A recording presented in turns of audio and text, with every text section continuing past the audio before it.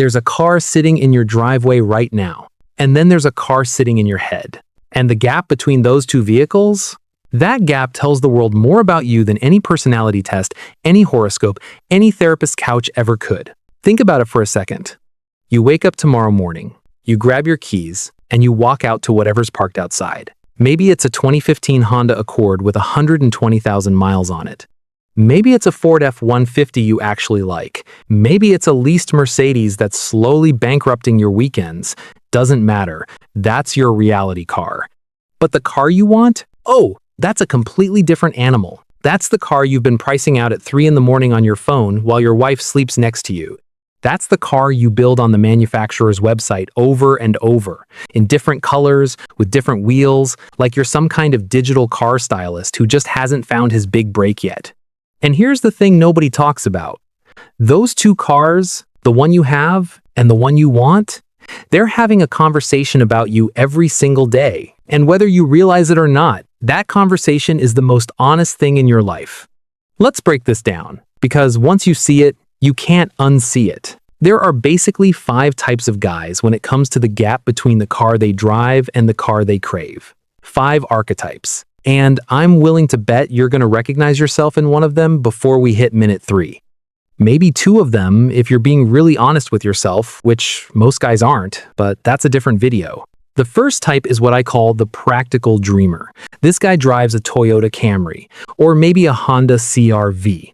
Something that gets 32 miles per gallon, has never broken down, and costs him roughly the same as a decent dinner to fill up. The car is objectively a good decision. His accountant loves it. His wife loves it. His insurance agent loves it. But this guy? He wants a Corvette, or a Mustang GT, something with a V8 that he can hear from 2 blocks away. And he's not lying to himself about it. He knows the Corvette would be impractical.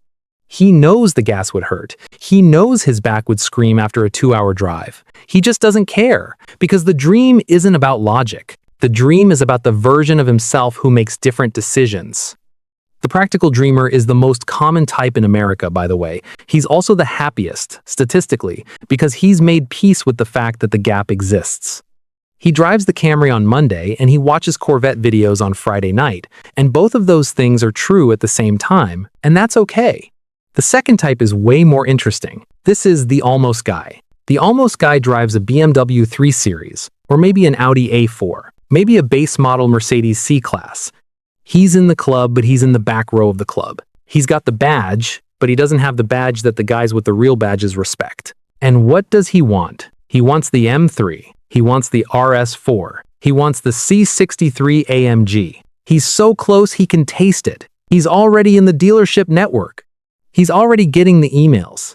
He's already, let's be honest, lying a little bit when his coworkers ask what he drives, because he just says, "I drive a BMW," and lets them assume. The almost guy is in a tough spot psychologically. He's spent enough money to feel like he's arrived, but he sees the next tier every single day, and it's eating at him. Every red light, every parking lot, every car show, he's reminded that his 3 Series is, in the eyes of the people he wants to impress, basically a Toyota with a propeller on it.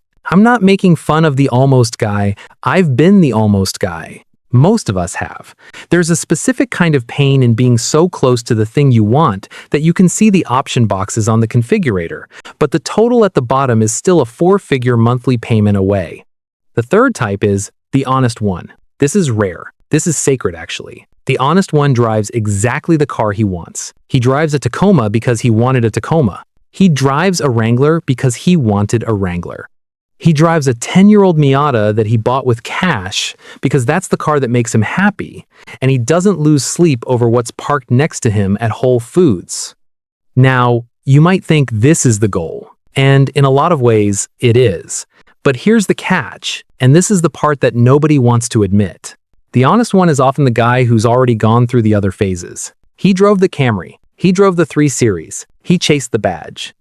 And somewhere along the way, usually around 45 years old, sometimes earlier if he's lucky, he figured out that the car he actually wants is not the car the algorithm has been selling him. The car he wants is the car that fits his actual life. That's a level of self-knowledge that most guys never reach, and it usually requires a divorce, a medical scare, or a really good father-in-law to get there. Sometimes all three. The fourth type is the one we don't talk about enough, and that's the overcorrector. The overcorrector drives a car that is dramatically more expensive than his life can support. He's got the Range Rover, and the $800 a month payment, and the $1,700 a month insurance, and a checking account that has wept openly more than once. And what does he want? Here's the twist. He wants a normal car. He wants to wake up and not feel the weight of the lease. He wants to drive a Corolla and not worry about a curb. He wants out.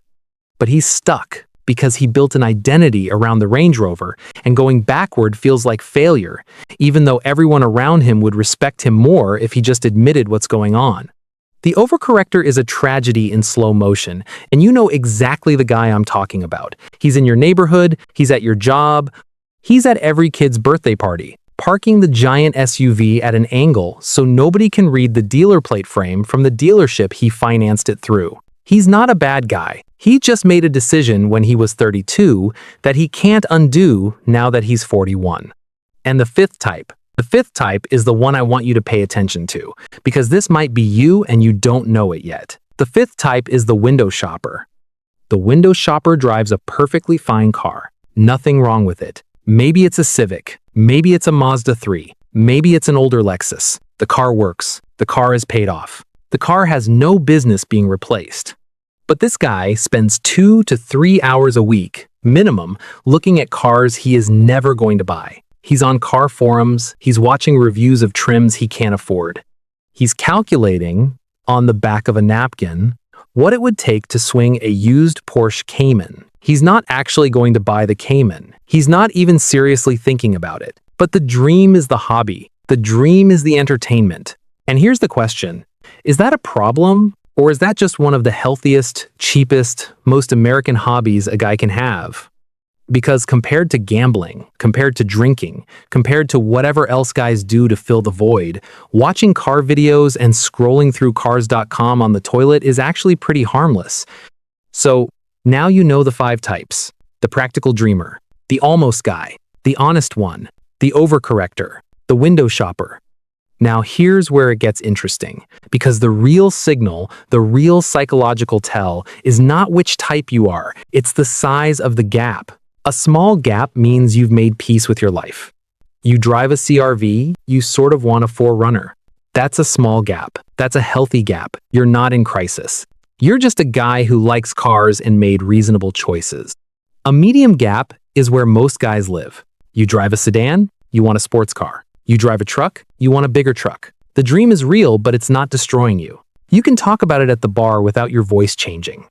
A large gap, though. A large gap means something is going on. A guy who drives a Kia and wants a Lamborghini, that's not really about the car. That's about a deeper sense that life owes him something it hasn't delivered yet. And again, no shame in that. I'm not here to judge. But the gap is a thermometer, and a really big gap usually means there's a fever somewhere else in the body. Now, let's talk about what the specific dream car says about you, because this is where it gets fun. If you drive a regular car and you want a pickup truck, especially a big one, an F-250 or a Silverado HD, you are very likely a guy who feels like his life right now is too soft.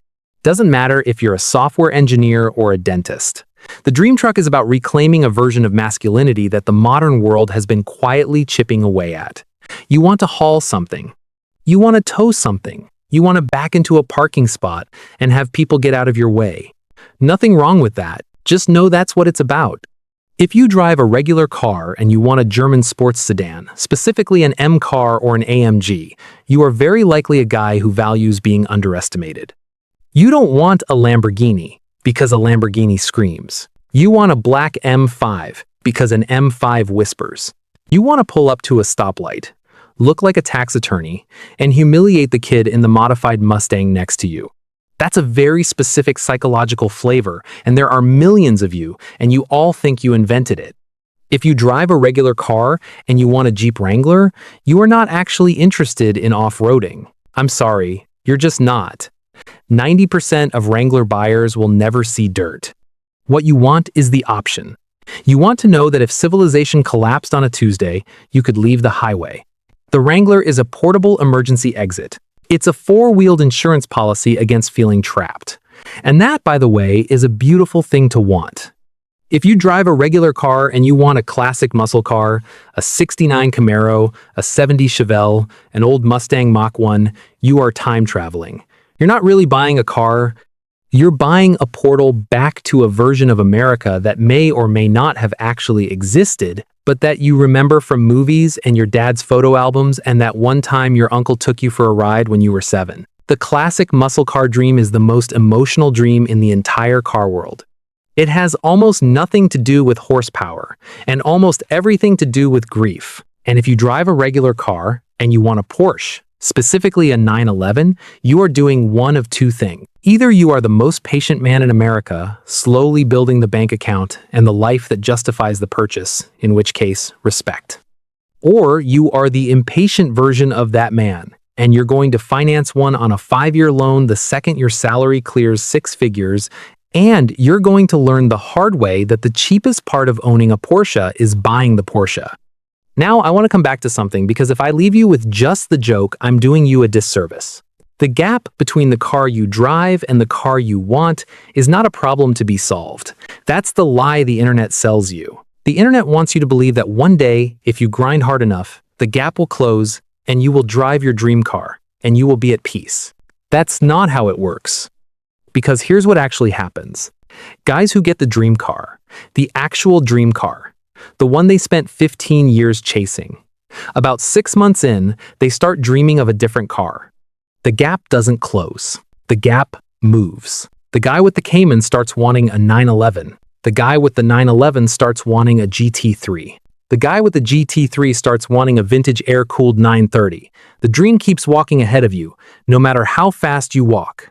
And once you understand that, you have a choice. You can either spend your whole life chasing a horizon that moves every time you get close to it, or you can do something radical, which is to actually enjoy the car you have right now. Look at it. Wash it on a Sunday. Notice the way it sounds when you start it cold. Take it on a drive that has no destination. Treat it like a thing you chose instead of a thing you settled for. Because here's the secret nobody tells you. The guy with the Camry who washes his Camry every Sunday and takes it on long drives because he loves the way the steering feels is a happier man than the guy with the M5 who's 3 months behind on the lease and can't enjoy it because every red light is a reminder of how much it costs. Joy doesn't live in the badge. Joy lives in the attention you pay to the thing. So let me leave you with this. Tonight, when you go home, before you fall asleep, before you do the 3 a.m. phone scroll through AutoTrader, I want you to ask yourself an honest question. Not which car you want. We've already established that. The real question, what is the car you want trying to give you that your current life isn't? Is it freedom? Is it respect? Is it the feeling of being seen? Is it the proof that you made it, that you escaped wherever you came from? Is it just the simple, dumb, beautiful pleasure of horsepower? Because once you know the answer to that question, you have two options. You can buy the car, which is fine. Cars are great. Cars have made grown men cry in the best possible way for over 100 years. Or you can find the thing the car represents, and you can chase that thing directly, without the 4 wheels and the depreciation and the insurance premium. Both options are valid, but only one of them is honest. The car you drive is your present. The car you want is your future. And the gap between them, that little stretch of road in your imagination, that's where you actually live. Drive safe.